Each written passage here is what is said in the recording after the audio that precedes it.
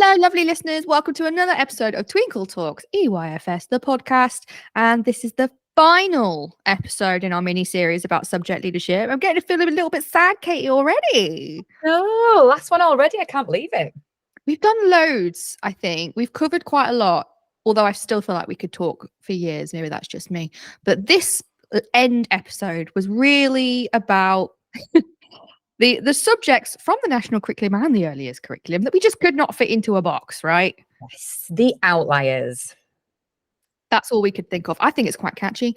Yeah, I feel like this is an opportunity for us to cover anything perhaps that's in either curriculums that we haven't looked at yet, or perhaps other extra information, right, that we haven't been able to talk about. So the outliers for you and the national curriculum, Katie, tell me, what are they? Well, so we've talked a little bit before about what is statutory and non-statutory in the national curriculum.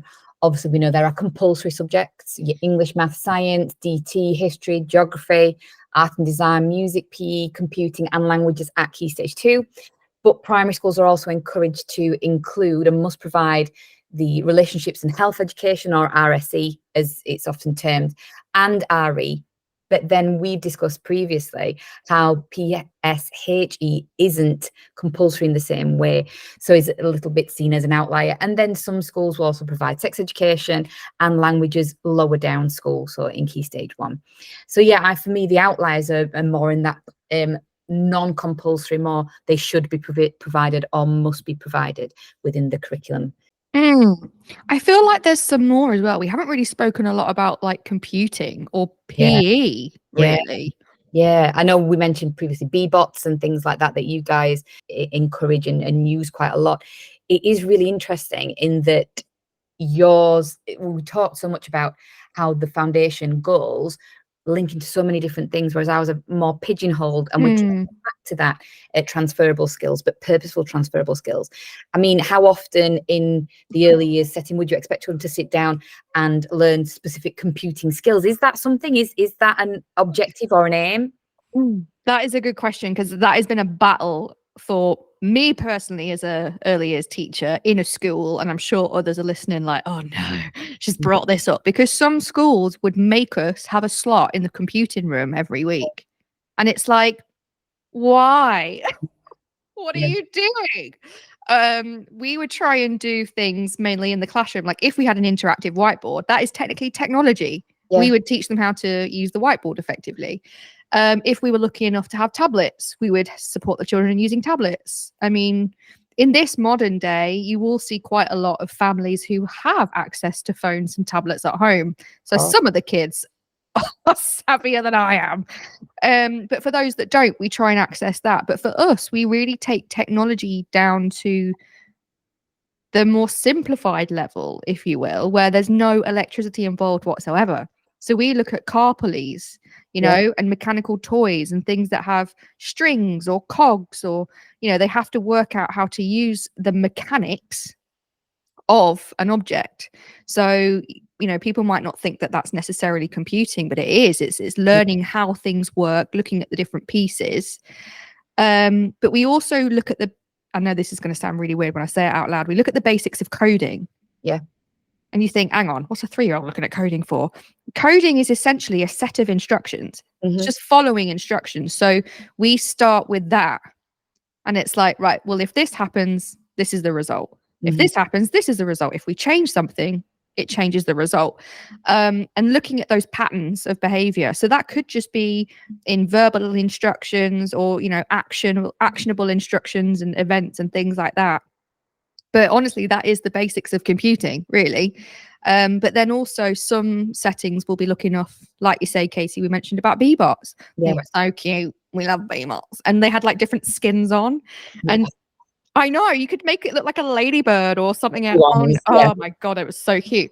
And I know Twinkle do the BBOT maps, so you can actually print out, Twinkle make their own little maps, so you can cut them out and stick them in and make their own little maps. And so it was teaching them about position, direction, and all of that. But again, that comes right back down to communication and language, really. But it links, because I think that is something that we haven't talked about for the early years curriculum. No, we haven't. And I just kind of want to come back slightly because last night on the Leaders Team Twitter, Twinkle SLT, they ran a live chat with Victoria Asker, who is the computing lead here at Twinkle. And she was talking about what computational thinking is. And she very much said exactly what you were saying. It's problem solving, it's logistics, it's following instructions. And that a lot of computational thinking, you can actually take it away from the physical technology to develop transferable skills in children that they can use in lots of different settings. And that very much sounds like, again, as we've discovered through the series, it all starts in the early years, and you see it in different mediums, in different ways. And I know I feel like this is what I need on a t-shirt, but what we want to create is those really engaged and active learners who are successful and can use their skills in different settings, not just I'm in computing, this is how I code. It's actually I'm using these coding skills, this computational thinking in different activities and settings to create, engaged and active citizens in the world for their future success. That is so cool. And music to my ears. Can we watch this Twinkle Teach Meet back? Well, it's on a live chat on Twitter, but we are currently in the process of writing it up as a digest article. So I'll make sure to link it onto the podcast episode when it gets. Thank you. I would definitely be interested in that. So that's really cool. So tell us about PE then, because again, this is another thing that I think in being an early years teacher in a school, you were given an hour slot every week in the hall, or we were lucky enough in some of my settings to even get a PE coach come down once a week, and he took the kids outside and did all. I was like, oh, why, thank you. But naturally, it's just not something that we, sort of section as a slot in our timetable, because physical development is a key area. It's in everything we do. What does PE look like in the national curriculum then? So again, it's a funny one, PE, in the sense of, like you said about having PE coaches, it's confidence, it's staff subject knowledge as well. And often you see that in primary settings where you may have a coach or a specific teacher that covers PE lessons throughout. It is obviously a progression of skills. So looking at different things like participating in games, performing, mastering basic movements right from Key Stage 1, and enhancing and looking at different contexts in Key Stage 2. But it is about developing things like flexibility, strength, technique, control, balance, but using it in different disciplines. So, for example, children will take part in dance, they will do gymnastics, they will do various team games, like your typical ones are always your cricket, rounders, but it depends on the school's strengths, the school's context and passions. And as a subject leader, it's really important to play on school strengths. I know that where I used to teach, there was a huge cricketing community, so it featured very heavily on that in that particular school's curriculum, but in other schools not so much, because again, it depends where you are and your school and your grounds and things, doesn't it? So, and also outdoor and adventurous activities, so things like orienteering, which again would bring in computational thinking, because it's problem solving, it's following patterns, following routes, but not with the little cute bee-bots, just with kind of children running around on the field and herding them all back at the end. Arguably, yeah, the bee-bots are probably easier to manage. Yeah. So yeah, PE is again progression of skills, key skills that you'd see in a variety of different sports, and trying it in different ways, really. I really like that. And I think you touched on something that made me think about my perception of PE, because I was just like, oh yeah, you dance, gymnastics and all of this, but the whole orienteering and things and the outdoor stuff, that's really important for me, because in early years, outdoor is just as important as the indoor. And again, that's something that I don't feel like we've covered already, but the outdoor area for us is an extension of the classroom. Yeah. So it's not just, oh, we let them out in the nursery garden or, the reception space to go play. Like, it's not a break time. It's not a play time. It's an extension of their learning. So if you're a subject lead, you might come down into the early years and see that mirror very much the indoor area. And that's kind of what we try to do. Also, I was really lucky enough to be in a school where we had a forest school. Oh, lovely. Oh, honestly, it was amazing. I think it was one morning every week, all of the year groups in the entire school got a slot from nursery all the way up to year 6. And there was designated qualified forest school teachers, and they would spend the morning in there going bug hunting. There was a pond. They'd go looking for the pond. They'd learn about the different trees and the leaves. They'd look at the different processes. They'd learn how to build, a campfire safely. They do marshmallows and hot chocolates in the winter.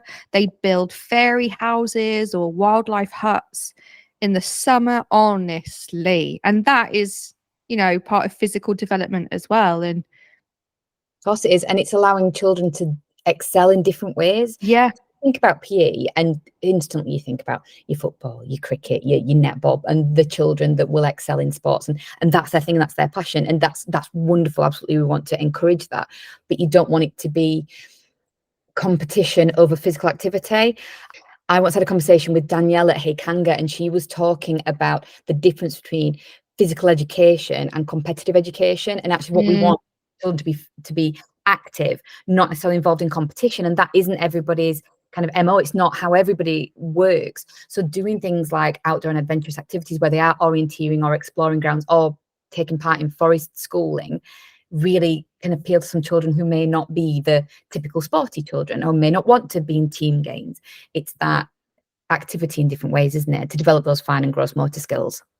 Look at you, you sound like an earliest professional. Look at you using gross motor, fine motor. Good. Oh, I taught you well. See, it's easy. It's rubbing off. I told you. But that is exactly it. It's about getting that balance. I remember when I was a kid, competitive sports and PE, I hated, absolutely hated. Get me outside now, though, going on rope swings and all the kids stuff the kids are doing now in forest school. Yes, get me out there. It's about that balance. And I think that's something that early years do really well for that. Also, we try and teach, we do some sort of similar PE skills. Like we try and do competitive games sometimes. Like there will be some nurseries and reception classes that will do a sports day, of their own version, and it'll be extremely cute, and they'll do little races and, egg and spoon and throw the beanbag in the target. But again, that's all to do with that hand-eye coordination development, core strength development, muscle tone, all of that. So we'll always have some bats and balls out there. And I didn't realize this until I started teaching early years. We have to teach children how to track a ball, right? It's not innate. I know I shouldn't laugh, but I do. Oh, one of my favorite things was going outside and throwing balls, and then the kid just staring at me, not tracking the ball and it bopping them on the head. And I'm like, what are you doing? You're supposed to follow the ball with your eyes, and then you can catch it. It's the cutest thing. But like those small, minute steps, that's learning in itself. So before you can even get to competitive games, we actually have to teach them how to hold a bat, how to swing it to get to hit it, what kind of pressure or strength or power they need, and where's the ball going? Right between the eyes, by the sound of it. Literally. Oh, it was fun. But yeah, I'm glad that they've got those crossovers. I think one other thing, well, there's probably two other things actually, that we haven't really covered. And I know you mentioned it right at the beginning, RSE. Yeah. I know that's a particularly controversial topic at the moment. But something that early years practitioners may have to be a little bit more aware of is safeguarding and sort of things like that, because you will be put in situations where there will be a toileting accident, and you will, have to go into private spaces of the child, help them clean up, and there's other things that we need to do to safeguard ourselves, having a nappy changing policy or a toileting policy, personal space, ensuring that the parents or carers and the early years practitioners have an agreement of, accidents will happen arguably a lot more frequently in early years than the national curriculum classes. And also there will be some children that come in that cannot toilet themselves or look after themselves or even know when to go to the toilet, what their body's telling them, which means that we have to get involved in private and personal spaces. So we have to safeguard ourselves in terms of the training that we have and have that relationship with the parents and the children, getting consent from them and letting them know, this is your body, this is what's happened. I am going to, or will you let me wipe you, change you, things like that. And it can be a little bit worrying at times. Yeah, and I think that confidence and knowledge of what's expected and how to teach it, how to approach it, is what makes people really wary about the profession in general, and the changing perception that education isn't education anymore. It's more kind of care, which there's always been that element to it. Of course there has, but we're living in a time where we need to be aware of boundaries and consent, and teaching this to children, but making sure that we embody that as well. So it is a difficult one. We know that relationships and health education is part of the curriculum. It is they must provide it. Schools must provide it. There's lots of discussion at the minute about whether this is going to change and what's expected, and the guidance is going to be adapted. But I think it's practitioner confidence. But we do want children to be safe in themselves and the relationships, and having those healthy relationships. And I know we've touched on before that the world is changing so much. We're in a very digital age now that is makes me feel horrendously old saying, but back in my day, I didn't have to worry about social media. I didn't have to worry about my relationships being public and people knowing who I was speaking to on the playground, who I was playing with on an evening. But we are very aware of that now, and there are pros and cons to that. Being aware of knowing more where children are and what they're doing and what they can access, but also having their lives out there for people to see. So the purpose of the relationships in health education is to raise awareness and create those boundaries to, again, come back to that active and engaged, safe citizens. That's what we want, which starts with you guys in the foundation stage. It really does. And I think, if you're not familiar with the early years, it might come as a shock to you, like how much we do have to A, train ourselves, but B, share with the children and teach them. Because I would say one of the disadvantages, if you can call it that, of teaching in early years is that if something unsafe happened, the children are less likely to tell you. Yeah. Because they don't know how. They don't even know what's going on. So I remember I worked in a reception class once, and the whole school put out an RSE policy, and we used a scheme of work that started in reception. So a sex education scheme of work. So obviously a letter had to go out to all of the parents, and I'd already looked at the modules that we were doing for reception. They made perfect sense to me. Now, of course, when the parents get the letters for reception saying your child is taking part in relationship and sex education, of course they all came in and were like, Miss Walker, hang on. why are you teaching my 4-year-old about sex? And then I said, no, that's not what it is. And I showed them the modules. And essentially you start from as early as you can talking about, we talk about body parts. We learn about body parts. That's part of science, part of, PSED. But we talk about safe and private spaces. And we talk about the difference in body types. Some children will have a penis. Some children will have a vagina. And it was really important to use those specific words, because the parents would come to me and say, why are you teaching my child the word vagina? And I said, because if your child comes to me and says that somebody has touched them in that area and they use the specific word, it's easier to get support for them. If you use things like nunny or something box or, all of the other things, it's a lot harder legally to support that claim. Yeah. If that makes sense. It's a cultural shift though, isn't it? Because my education wasn't that. And, as educators, we need to put that across. But again, there's that discomfort. There's that, feeling nervous about using specific terminology in your classroom with these children, almost as if you're exposing yourself to saying things that you shouldn't be. Yeah. But actually what we're doing is we're educating, we're using scientific terminology that children should be aware of, so that those conversations can be had if, we really don't want them to be had. But if they ever need to be had, then children are armed to be able to explain themselves as clearly as they possibly can. Exactly. And know that what is happening to them is not okay and that they need support. So as soon as I said that to all of the parents and carers, they were like, oh, I was like, yeah, I promise you, we're not going into the birds and the bees. We're not doing that kind of conversation. It's about being aware of their rights, their space, and what to do if someone is not adhering, not being respectful of those boundaries.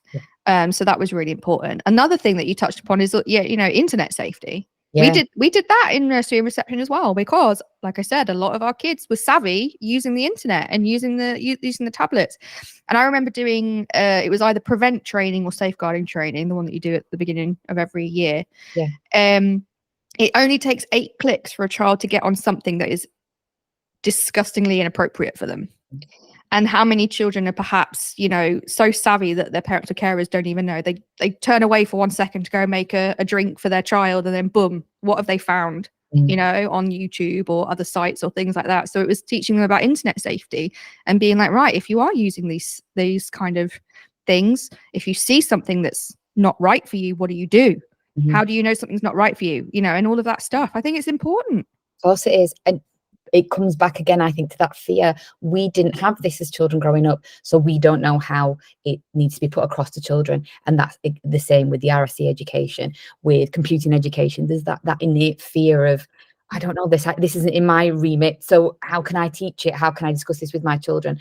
But really starting it at that very young age, in the foundation stage, makes it so much easier. So you've not got children coming up into year 5, year 6 who are having difficulties online, for example, messages coming up in WhatsApp, and they're not happy about it, they don't know what to do with it. But if they've had that education in foundation stage, they know how to report, how to stay safe, what should be shared, when to screenshot, all of those different things. It's consistent, it's embedded, it's repeated, and it supports their development going forwards.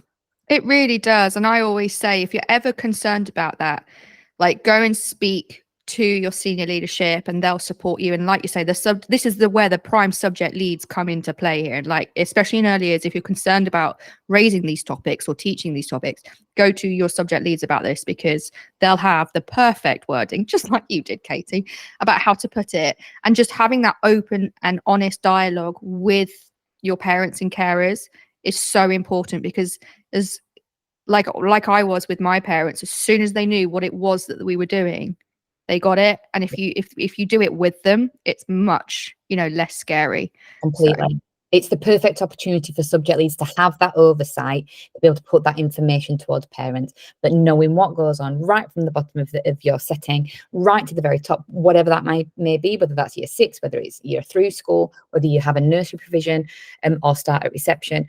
As a subject lead, you can take the reins, you can establish the why are we teaching this, what's the purpose, what's the intent, and have that clear oversight by having these open conversations with all staff in your setting. Yeah, absolutely. On to something less heavy now. There's something that I think in early years we haven't talked about really, and it's technically because it's not statutory, but I think it's really important. Katie, have you heard of the characteristics of effective learning? Only from you. Oh, wait, no, I shouldn't. That shouldn't be a compliment. Well, let me teach you. So, alongside the 7 main areas of learning in early years, you've got the 3 prime: communication and language, physical development, and personal, social, and emotional development. Then you've got your 4 specific areas: literacy, maths, understanding of the world, expressive arts, and design. There's also an entirely other document that we use. Go on then. And this is essentially, I feel like it's quite sciencey, but it's not. It's basically learning behaviors, because we want a positive learning behaviors out of all of our children, right? I know they use that kind of language in the national curriculum. Yeah. But when we do observations on children within the learning areas, it doesn't sort of really just tell us the whole picture of, oh, Bob was in the role play area, acting out his morning routine with mom, fine motor skills, language, all of that. There's actually another side to it. It's about how they're doing it. So we have a document called The Characteristics of Effective Learning, and they're broken down into 3 areas. So you've got playing and exploring, which is looking at how the children investigate and experience the activities that they're doing and, having a go, Yeah. Then we've got active learning. So are the children sort of concentrating? Are they keeping on going when things get hard? Are they celebrating when they actually are able to do things? And then you've got creating and thinking critically. So this is where you look at, the children thinking of their own ideas or developing them with other children, working together, making links between what they've done here or previously, or thinking of different ideas and strategies for getting an end result. So again, it's like really quite sciencey words, but it's not really. Like, it's just basically how is the child approaching this activity? Yeah. So we've got quite a few resources on Twinkle that kind of explain it. So we've got some I can posters, which is quite helpful for maybe sharing with parents and carers. I mean, like, right, this is what the characteristics of effective learning is. This is what we're looking for in the children. So one of them would be, I can make independent choices. Because again, you think, oh, hang on, that's not something you look for, but it is, because we're looking for the development in the child of, are they able to, actively go out into the area and choose something to do, or are they constantly waiting with their safe adult to tell them what to do?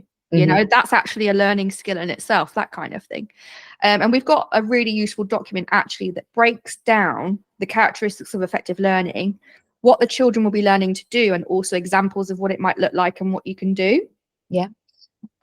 So for example, if I looked at another one, keeping on trying when things are difficult, that's a really big one in early years that we really been trying to encourage.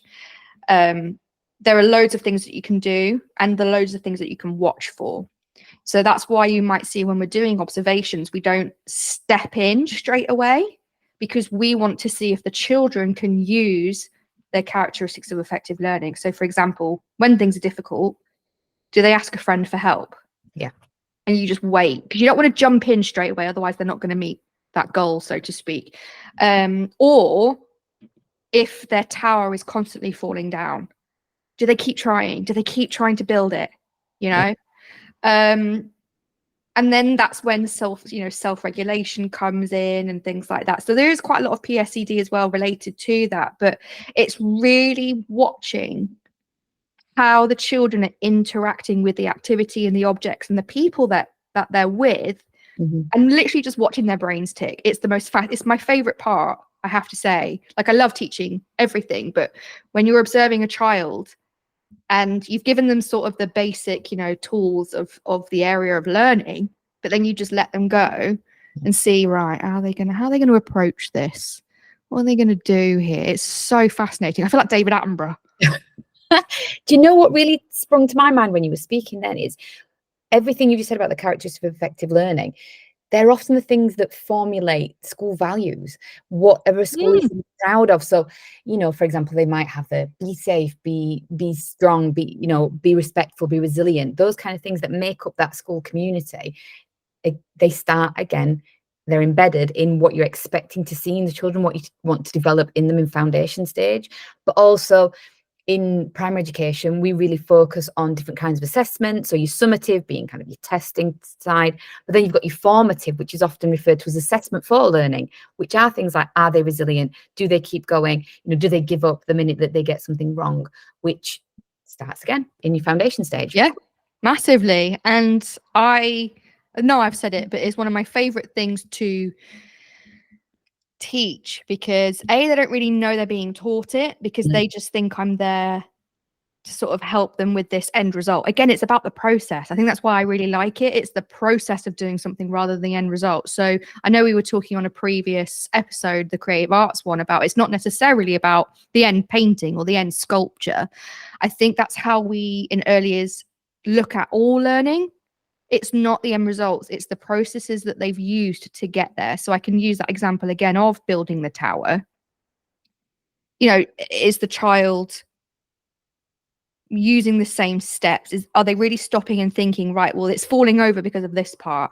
Or if they're working with a friend and a friend is deciding, oh, well, let's put it here, are they taking on that idea or not? Are they getting frustrated? How are they dealing with that frustration?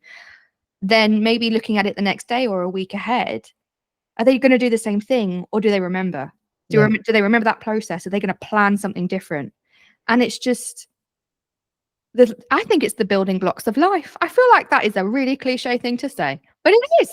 Yeah, it is. It's what we want our children to have secure inside them when they leave our setting, isn't it? And that, it just sums up everything we've kind of discussed, that we've got all of these different subjects that interweave in different ways, But what we want is transferable skills that they can use in different settings, not just I can only do this kind of analysis in science. I can't possibly apply that to PE or my DT lessons. And that all begins with that really clear, effective provision that you guys work so hard to create in the early years. I love it. There you go. T-shirt. Oh, so many. So many. We need to start a Twinkle podcast like quote line of t-shirts. I think there'd be so many. Oh dear. Well, I feel like we've covered a lot. I feel like we've done so much. It's been so enjoyable. To the end. Have we got some games? Of course we have. Of course Yes. we have. Planned this beforehand. Now, I've mentioned before I was an English lead for a long time. You were. Often in year 6 when you're an English lead because of that high level of spag. And one of the trickiest concepts in year 6 is the subjunctive mood. Are you familiar with it, Shána? The subjunctive mood, is that when you are sad, when your 6 foot meatball sub is not at room temperature? I don't know, Katie. Well, now it needs to be, but no. It's about hypothetical situations. So, for example, if I were a rich man, diddle, diddle, diddle, diddle, diddle, Oh. what you would do. So often to get it across to children, it's used in persuasive arguments, discussion texts, things like that. But it's obviously normally you would say I was, we were. But if it's hypothetically, say if I were the king, if I were the queen, this is what I'd do. So getting children to recognize where they use different verb forms, yeah, very much year 6. So, oh my god, I have a linguistics degree, and that's only just clocked that we do that. Yeah, I that's what high level year 6 spag is these days. Oh, these 11-year-olds have got me. Well done. All right, continue. So I just flipped it slightly with us doing would you rather. I thought we'd do a subjunctive mood game with if I were. Oh, okay. So Shána, yes. if you were a food, what would you be?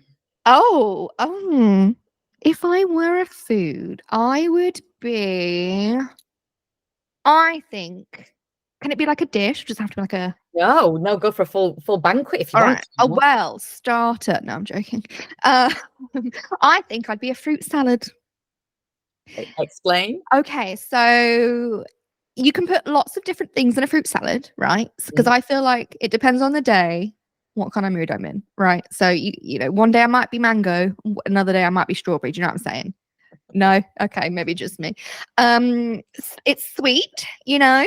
A fruit salad is sweet. Well, unless you put some little sour bits in, and I do have a little bit of sour side sometimes. Avoid them sometimes. This is it. Like I'm just a well-rounded salad. Okay. It's colorful. I feel like it's colorful. I like colors, and it's you can grow them in the garden, and I love the garden. I grow my own stuff. Grow yourself. Your own salad. There you go. Love it. What would you be? I think again, I'd have to go for something. I've very much got a sweet tooth, but I'd like to think I come across as kind of sweet and quite warm. Oh, so yeah. maybe a chocolate brownie with ice cream on the side, kind of bit gooey, bit squidge, but you know, comforting and always something to go back to.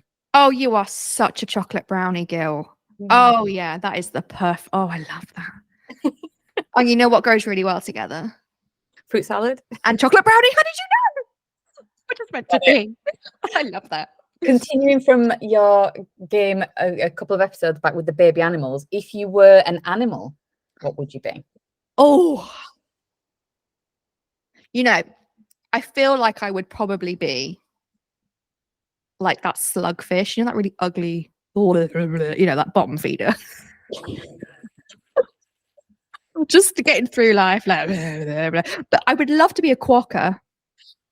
Just because of the name, clearly. I mean, yeah, but have you seen them on the island? Oh my god! And they got, I think I've got a little bit chubby cheeks, so I could have the little quokka chubby cheeks, and they just go around like, hello, and they just pose, and they're so cute, and they live on a little island. I want to live on an island.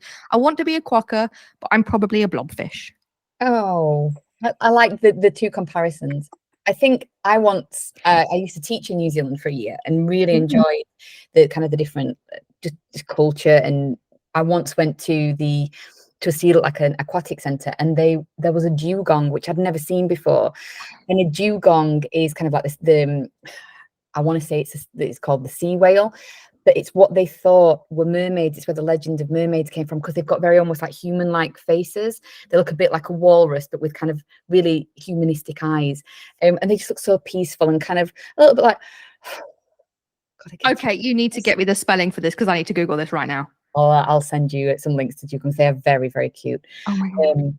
But yeah, I might be the sea cow actually, but that's where the legend of mermaids came from, because they do look a little bit human-like in their face. Oh, that's so cute. I love that.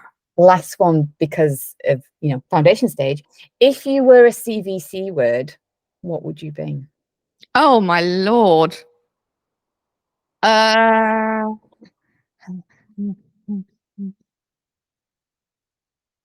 There's just so many. Can I also have like long vowels in there?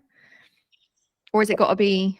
I did specify CVC, but if you're quite an advanced reader, you could have a long vowel. Yeah, because like ooh is a vowel. Still CVC.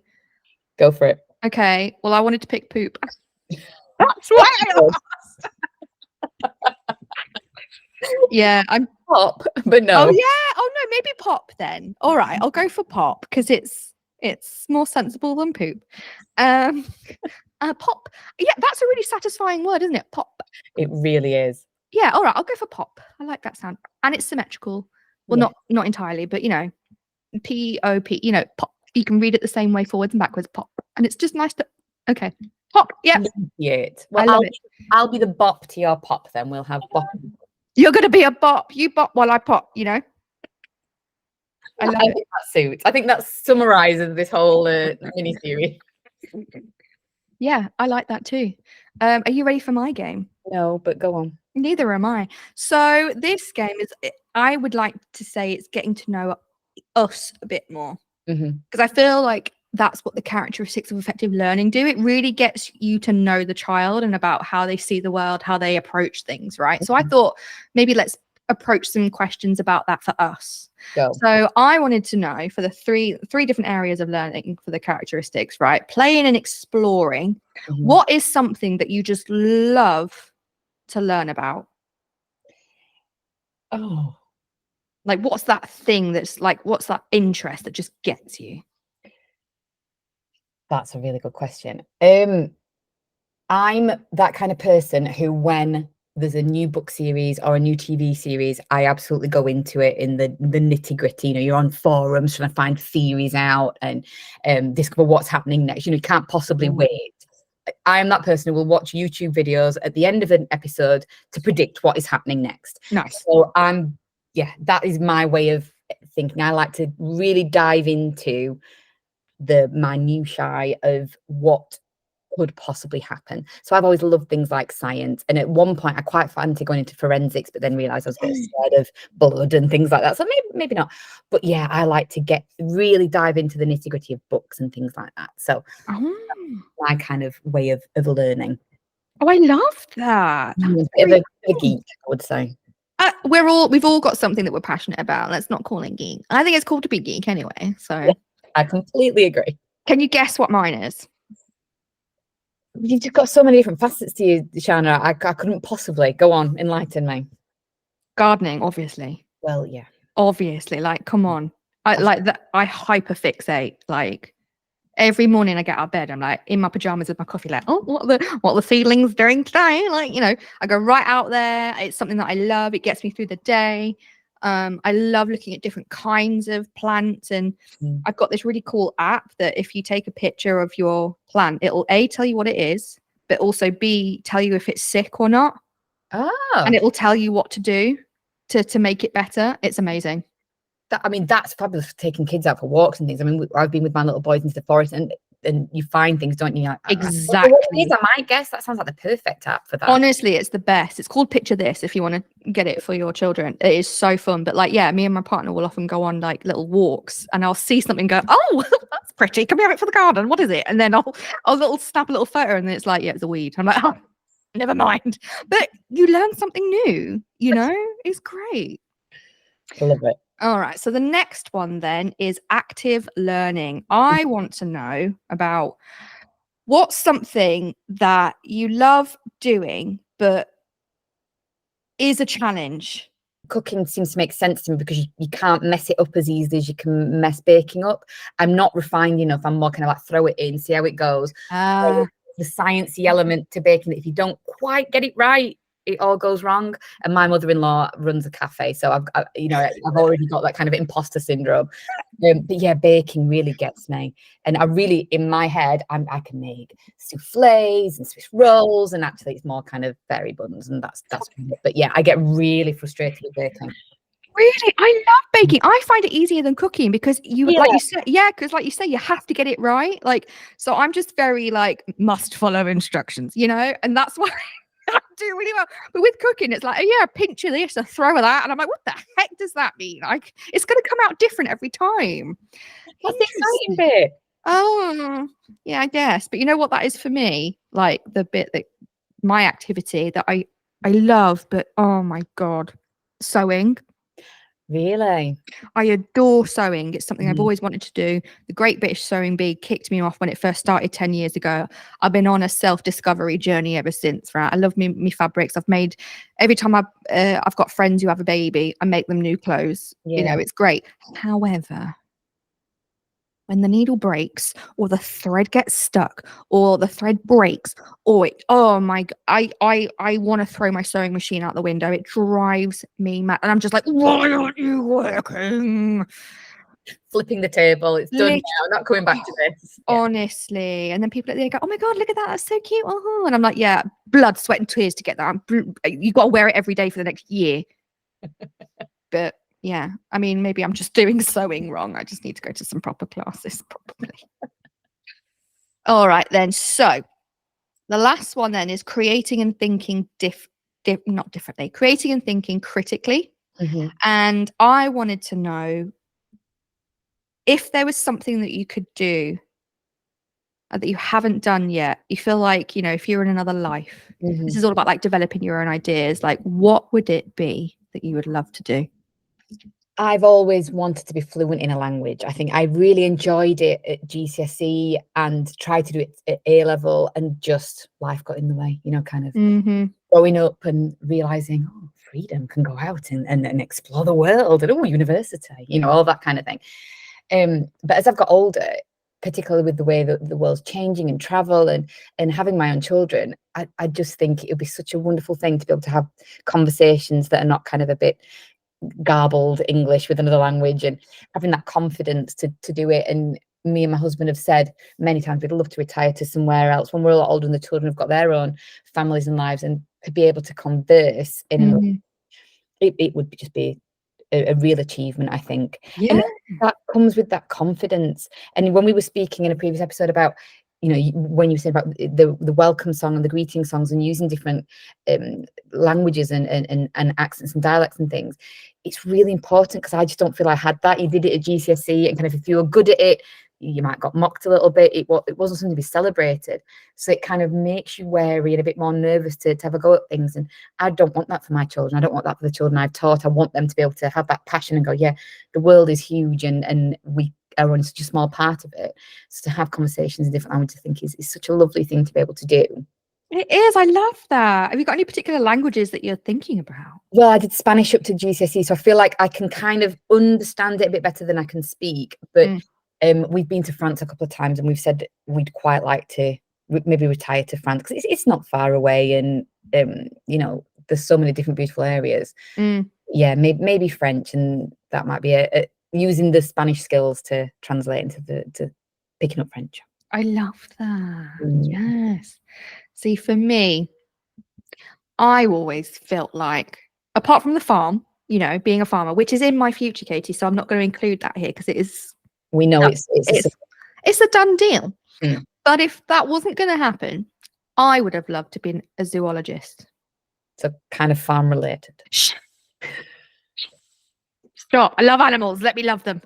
But when you I actually looked into a course, about going back into uni and looking at different animals and learning about their biology, but also their geography and how they, all of that conservation stuff and especially with endangered species, I would have loved, but that's a really sciencey thing, I think, for me in biology. And I never really went down that route.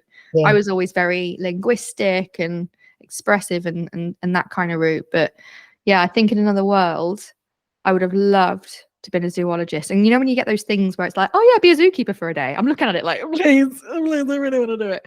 But I think that would be incredible. And what's that show? Life on the Zoo. I can't remember. Is it on Channel 4? You know the one with Chester Zoo? Is it Chester Zoo? Oh, they kind of go around and see. Yeah. Oh, I love that show so much because the work that they do, it's so difficult. You know, when they get animals in that have been hurt or they're from different places where they're endangered, and then they build these relationships, they learn about them, they get them, feed them back to health, and then they let them go again. And you're like, oh my God, it's so beautiful. Yeah, that's what I would have loved to have done. I could see you doing that completely. Well, basically, the way I'm talking about my farm is going to turn into a zoo because every time I see a new animal on TikTok, I'm like to my partner, can we have this on our farm? And he's like, are you serious? I'm like, yes, I want them all. Like crocodile. I think I've got to a point where I want a crocodile. Bathtub? Like, see? Thank you. All right. So well, there we are. And so ends our little mini series on subject leadership. It's been so nice to do this mini series with you. Thank you, Katie. No, anytime. And it just really clarifies that there has to be that working relationship between all stages in your school setting. And, you know, we're all there for the same reason, to support children, aren't we, and help children. So, yeah, I've absolutely loved it, Shána. Thank you so much for your time. And you. And I hope our listeners have got a lot out of it. I've already had some really, really great feedback, which is wonderful. So thank you. And we'll put all of the stuff for where to find you on socials and on the website if they, you know, our early years listeners want to reach out. And if your subject lead listeners also have questions about early years, come holler. Yeah. There's no such thing as a silly question. Thanks, Shána. Well, I'm nearly a little bit sad to say goodbye. I'm sure we'll think of something else to have another little mini series about. So it won't be long. But until that time, have a lovely day. I'll see you soon. See you later. Bye-bye. Bye.